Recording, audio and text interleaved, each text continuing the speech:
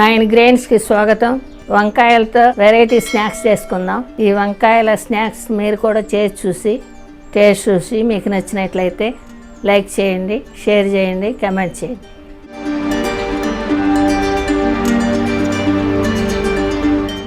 ఇది తొడమ ఇలా కట్ చేసుకుందామండి. ఇది తోలు తీసుకుందాం.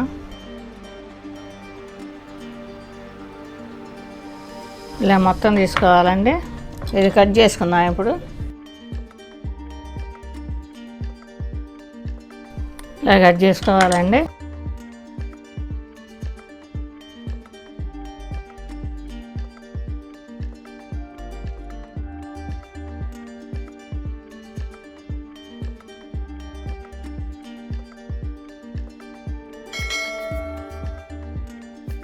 తొడ నుంచి విడిపోకుండా ఈ విధంగా ముక్కలుగా కట్ చేసుకోవాలి.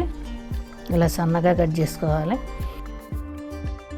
ఈ వాటర్లో టేబుల్ స్పూన్ సాల్ట్ వేసుకొని దీంట్లో కట్ చేసి వేసుకుందాం, లేదంటే నల్లబడిపోతాయి.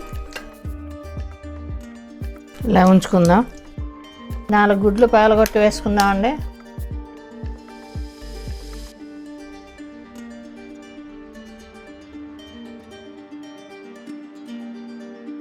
మూడు టేబుల్ స్పూన్ కార్న్ ఫ్లోర్ వేసుకున్నాను. 1 టీ స్పూన్ కారం, 1 టేబుల్ స్పూన్ ధనియాల పొడి, 1/2 టీ స్పూన్ పసుపు, 1 టీ స్పూన్ సాల్ట్. ఇది గిలకొట్టుకుందామండి కలిసిపోయేలాగా. 1 టీ స్పూన్ అల్లం వెల్లుల్లి పేస్ట్, ఇది కూడా కలిసేలా కలుపుకుందామండి. ఇది బాగా కలిసిపోయిందండి. ఈ వంకాయలు గుడ్డు సొనలా ముంచుకుందామండి. బాగా మునిగేలాగా ముంచుకుందామండి. ఇది ఇలా విడగొట్టి ఇలా కలుపుకుందాం. బాగా లావుకాయలు అయితే ఇంకా గుత్తిలాగా వస్తుంది. ఇది అంత లావలేవు, చీలికలు తక్కువగా వచ్చినాయి.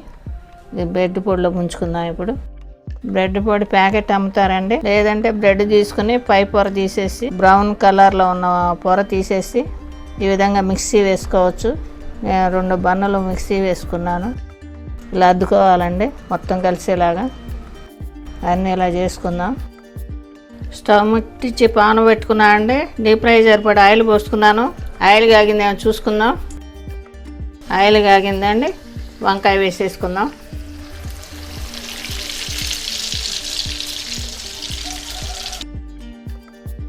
ఇది గోల్డెన్ బ్రౌన్ వచ్చే వరకు వేయించుకుందామండి. ఇది ఒకసారి తిప్పుకుందామండి. ఇది మీడియంలో పెట్టుకుని వేయించుకుందామండి. ఆయిల్లో పెట్టుకుంటే పైన ఏమో నల్లబడిపోతుంది, లోపలేమో వేగదు. మళ్ళీ ఇంకోసారి తిప్పుకుందాం. ఇది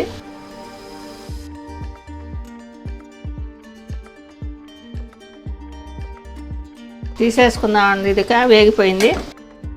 ఇదే విధంగా వేయించుకుందాం మిగతాయి కూడా. వంకాయతో స్నాక్స్ చేశానండి, చాలా మధురంగా ఉంటుంది. ఇదే విధంగా మీరు కూడా చేసి టేస్ట్ చూడండి.